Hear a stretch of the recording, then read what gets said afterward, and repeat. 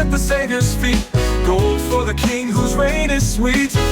Frankincense for the prayers you'll hear, and myrrh for the sorrow he'll draw near.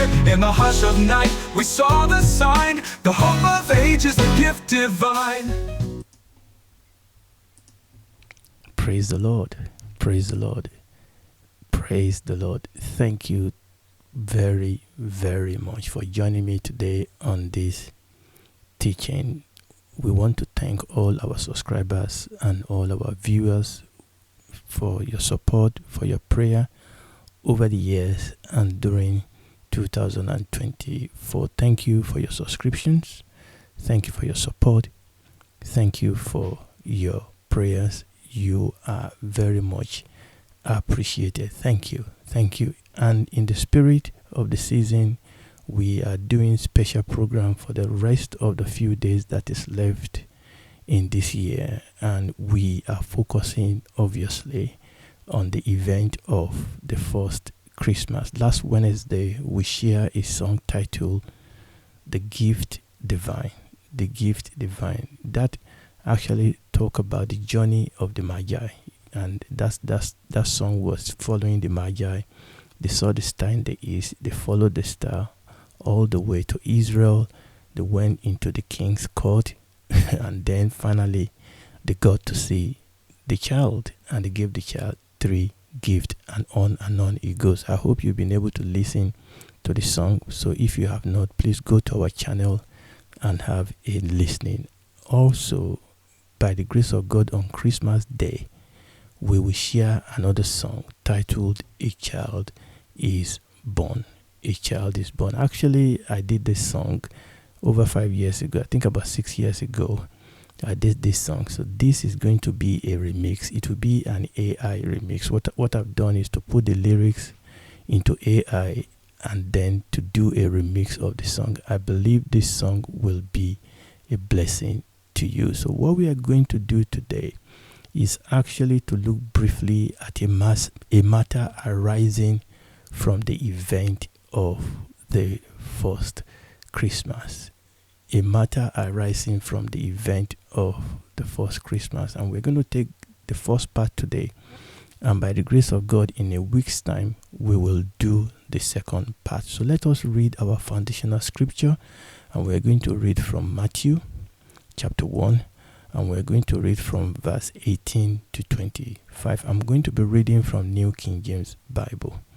Now the birth of Jesus Christ was as follows. After his mother Mary was betrothed to Joseph, before they came together, she was found with child of the Holy Spirit. Then Joseph, her husband, being a just man and not wanting to make her a public example, was minded to put her away secretly. But while he thought about this thing, behold, an angel of the Lord appeared to him in a dream, saying, Joseph, son of David, do not be afraid to take to you Mary your wife, for that which is conceived in her is of the Holy Spirit.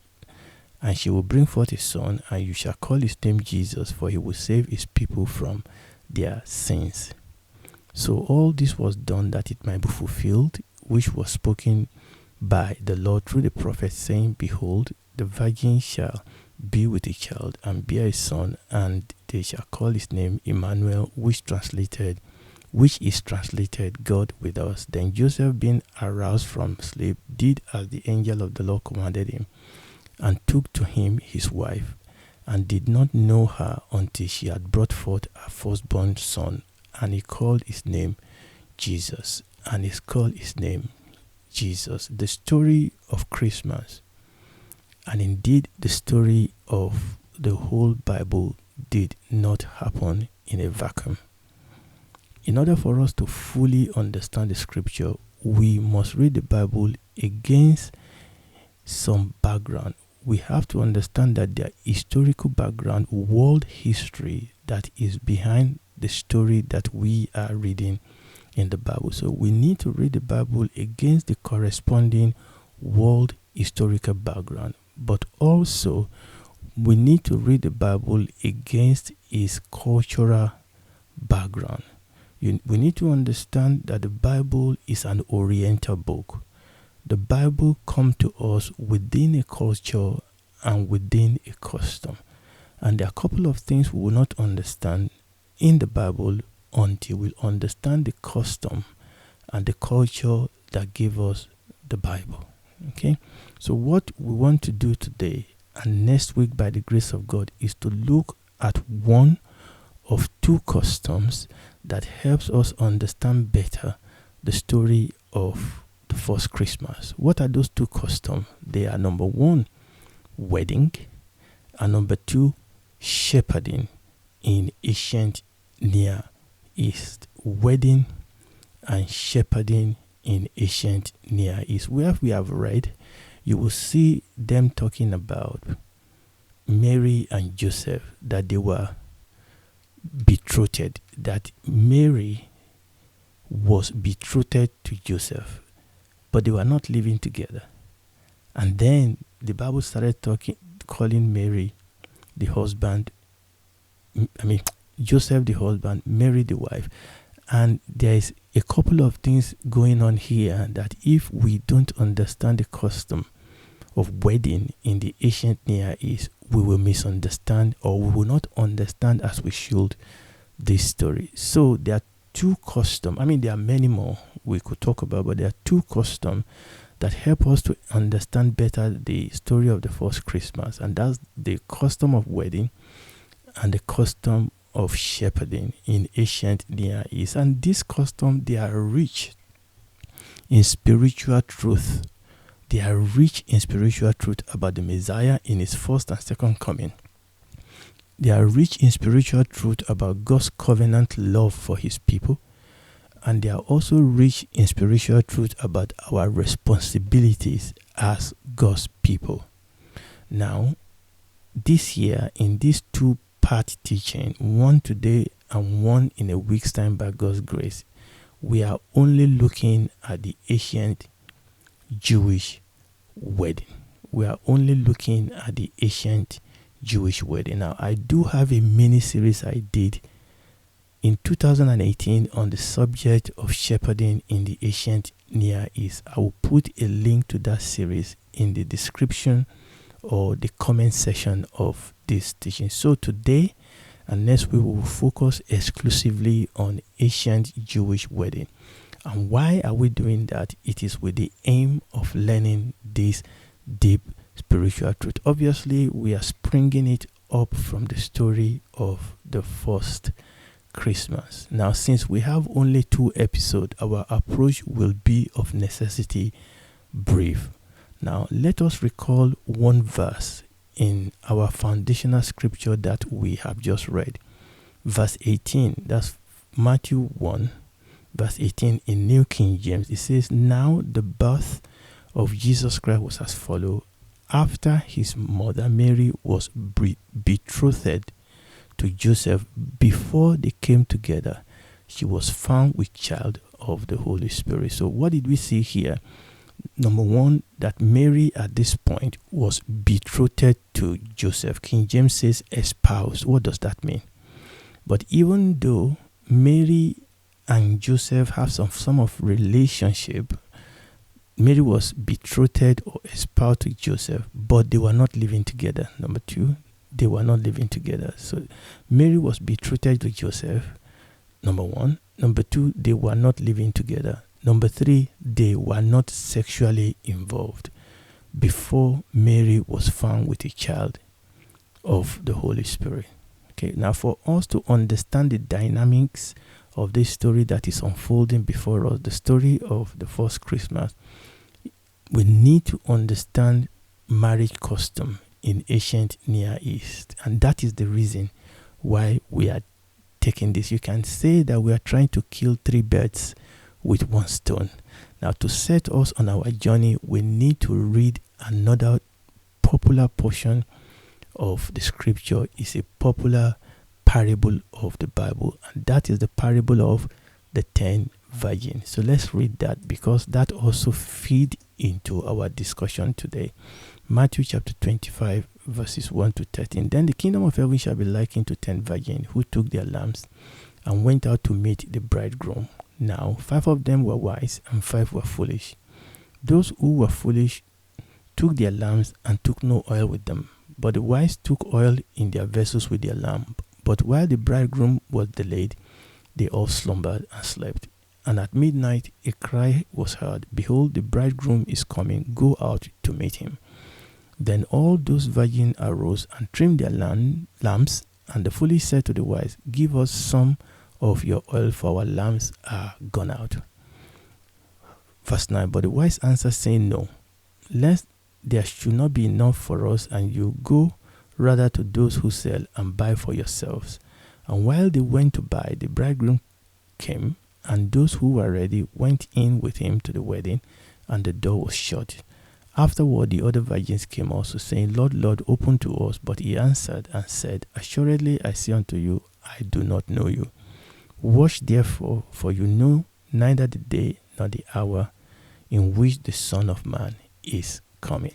Praise the Lord. Okay, so we've read the story of Mary and Joseph. Now we've read the parable of the 10 virgins. Now the story of Mary and Joseph and the parable of these 10 virgins actually focus on different aspects of ancient Jewish wedding. So let us look briefly at the wedding custom in the time of our Lord Jesus Christ. The different aspects of the ancient Jewish wedding celebration are rich in spiritual truth. Remember, this is the reason why we are doing this. And the Bible uses the imagery of marriage to describe the relationship between Christ and the church. Also, ancient Jewish wedding prophetically points to the coming of the Messiah and the great celebration of the marriage supper of the Lamb. Right. So what we are going to do first is to list the 3 parts of ancient Jewish wedding. Ancient Jewish wedding is divided into 3 parts. So let's look at that. We are looking at the 3 parts of ancient Jewish wedding. What are they? Number 1, there is the mutual commitment. The mutual commitment, and this is what is called the shidduchin. The shidduchin. Now, if I don't call this properly, forgive me. I'm not a Jewish, a natural Jewish man. So the first step is the mutual commitment, the shidduchin. The second step, or the second stage, is the engagement, and that's the erusin. And then the third step, or the third stage, is the marriage proper, and that is the nisuin. Okay, so we have the mutual commitment. So we have the commitment, the engagement, the marriage. The commitment, the engagement, the marriage. The shidduchin, the erusin, and the nisuin. So these are the 3 steps, or these are the 3 stages of ancient Jewish wedding. Okay, so what we're going to do today is to focus on step 1, and I'm hoping that I'll be able to do the other 2 next week by God's grace. So step 1 is the commitment, is the time of mutual commitment, or the shidduchin. Now, shidduchin refers to the preliminary arrangement prior to the legal betrothal. So this is the prelim. This is the groundwork. This is the preliminary arrangement. Now, we need to understand that marriages in ancient Near East were arranged marriages. Marriages were arranged marriages, and that may be strange to some of us today. But in the ancient Near East, and actually even today in the Oriental country in the Middle East, there are still quite a number of marriages that are arranged. But let's go back to our story. Marriages in ancient Near East were arranged. Normally, it was made by the parents of the bride and the bridegroom. However, and this is very, very important, the woman is not forced into this union. I'm talking about ancient Near East. I'm talking about Bible time. Even though the marriages are arranged between the family of the man and the woman, actually, the woman is not forced into this union. Her consent is very important. Her consent is very important. For example, the story of Rebecca in Genesis chapter 24. Now, let's read few verses from Genesis chapter 24 because this helps us. So we are just going to read from verse 1 to the first part of verse 5. You know the story. Verse 1. Now Abraham was old, well advanced in age, and the Lord has blessed Abraham in all things. So Abraham said to the oldest servants of his house, who ruled over all that he had, please put your hand under my thigh, and I will make you swear by the Lord, the God of heaven and the God of the earth, that you will not take a wife for my son from the daughters of the Canaanite among whom I dwell, but you will go to my country and to my family and take a wife for my son Isaac. And the servant said to him, perhaps the woman will not be willing to follow me to this land. And then the conversation goes on. But you see, these 5 verses set for us the tone. Now you know what happened here. So obviously the man went, and you know all the story, how the man got there was by the well, and how Rebecca gave him water and also water all the camel and all that. So the man knew Rebecca was the one. They went home together, blah blah blah, and all that. So the man told them of his why he was there, of his assignment, and this is where we're going to take the story. So we're going to jump down to verse 50. Genesis chapter 24, verse 50. Then Lebanon and Benuel answered and said, the thing come from the Lord. We cannot speak to you either bad or good. Here is Rebecca before you. Take her and go, and let her be your master's son's wife, as the Lord has spoken. Now, if you stop reading there, you would think that Rebecca didn't have a say. You would think that Rebecca was just forced into this marriage. No, she wasn't. Now, you can see we said marriage in those days in the ancient Near East was arranged. Up to this point, it was between the representative of Abraham and the representative of Rebecca's family. But see what happened in verse 56.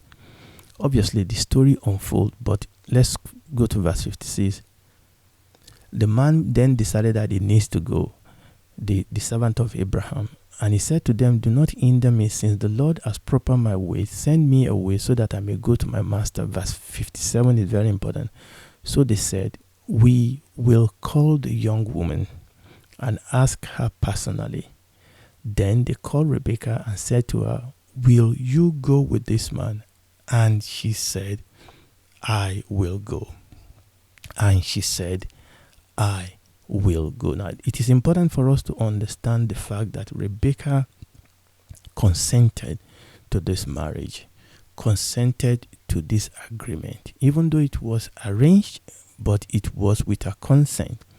So it was Abraham that looked for a wife for Isaac. Obviously, he sent his servant to look for the wife for his son. Now, Rebecca was chosen. Rebecca's family agreed, but Rebecca was asked, and she willingly agreed to go back with Abraham's servant to become the wife of Isaac. Now, that is very, very important. Now, in ancient time, commitment or covenant love comes first. Now, remember, Rebecca didn't know Isaac. Rebecca has never met Isaac. How did she consent to a marriage to somebody that she's never met? You need to understand that in ancient time, commitment or covenant love comes first, and then romantic love followed. Now, this is very, very important. It's not that romantic love was not important.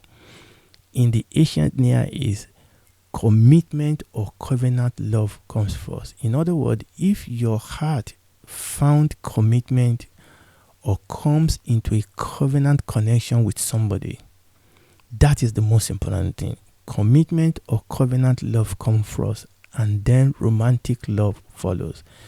That is why Rebecca was willing to marry a man she has only heard about. and not seen face to face. Now, what happened here? Rebekah must have been satisfied with Abraham's servant report. Abraham's servant is very, very important. It's not just important for Abraham's servant to locate Rebekah.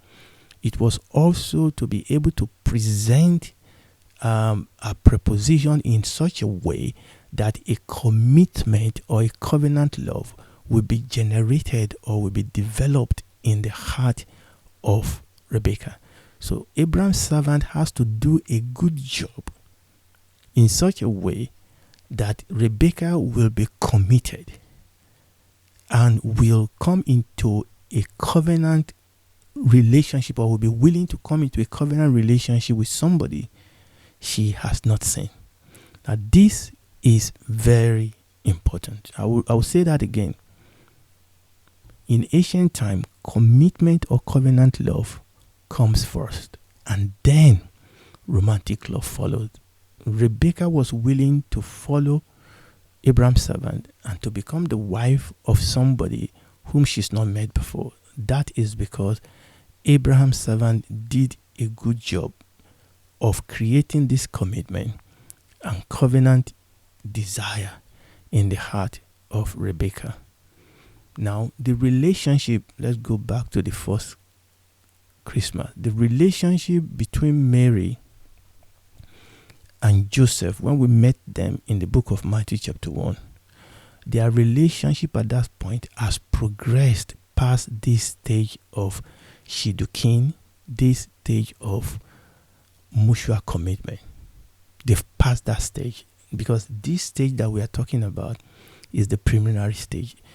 Mary and Joseph have passed through this stage. Now, before we move on to the second stage of ancient Jewish wedding, let us take a pause and glean some spiritual truth and lesson by making application to us as Christians.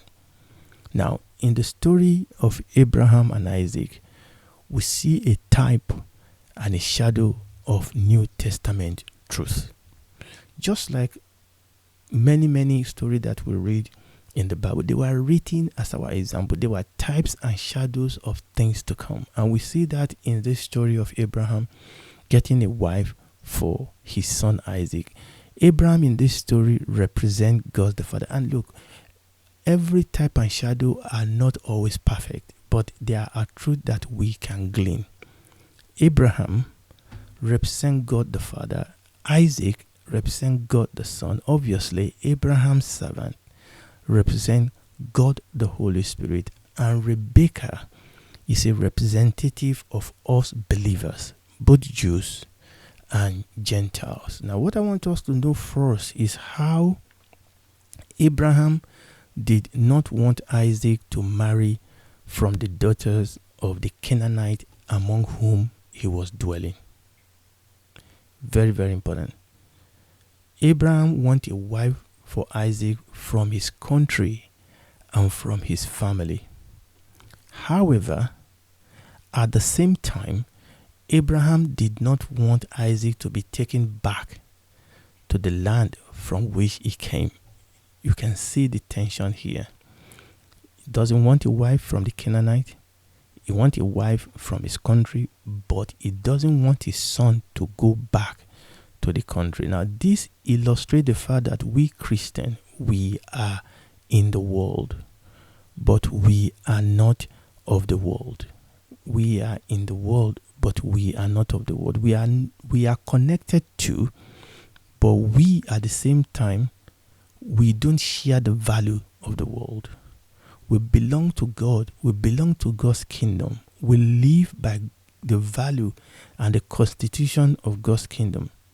Even as we live in the world, even though we are living in the world, even though we are physically present in the world, we don't live by the value of the world. We live by the value and we live by the constitution of God and the constitution of his kingdom.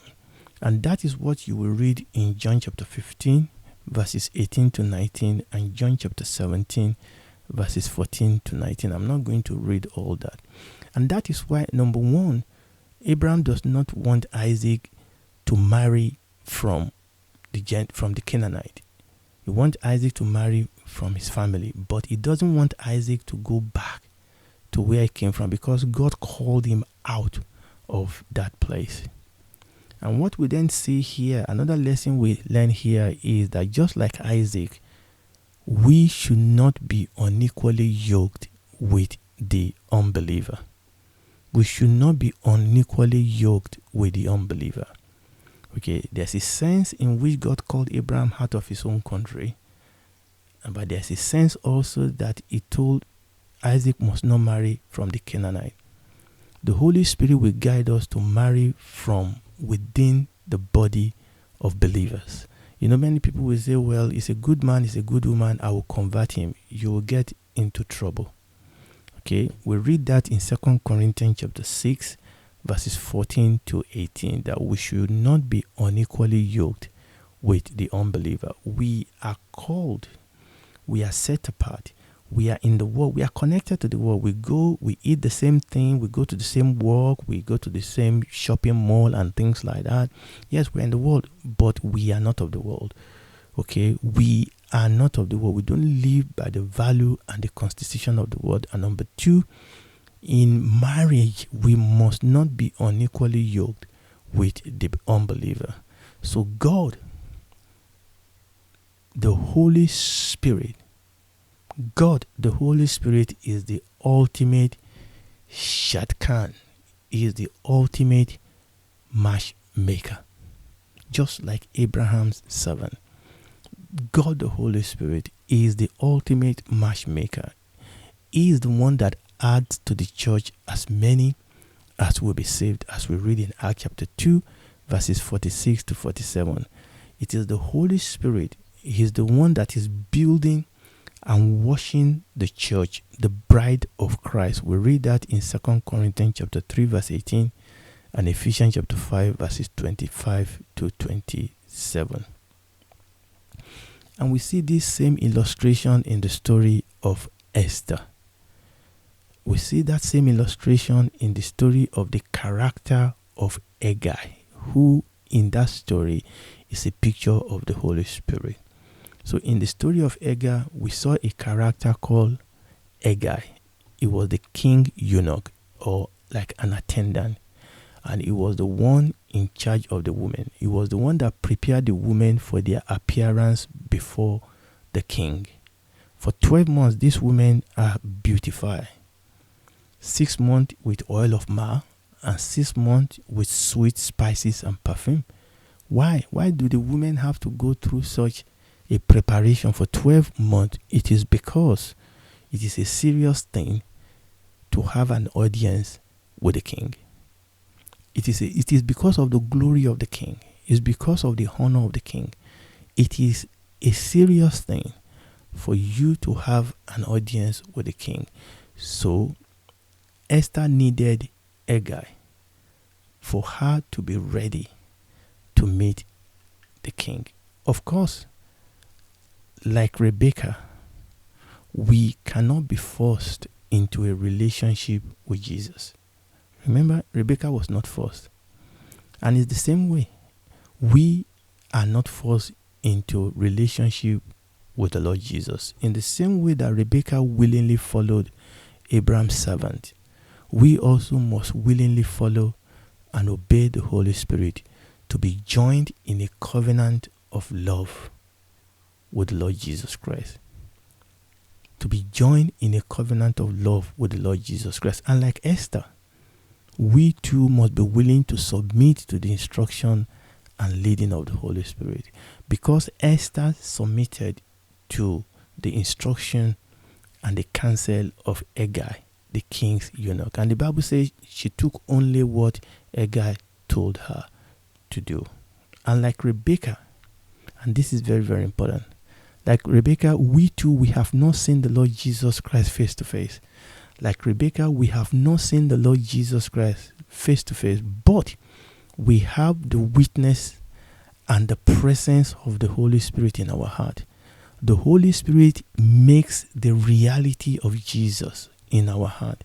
We have the reality of the Lord Jesus in our life through the presence and the ministry of the Holy Spirit. Let's read this in a couple of scripture and then we'll begin to round up. John chapter 14 verses 18 and 19. I will not leave you orphan. The Lord Jesus said, I will come to you. A little while longer and the world will see me no more, but you will see me. Because I live, you will live also. But the Lord Jesus said, I'm going. But he said, I will come to you.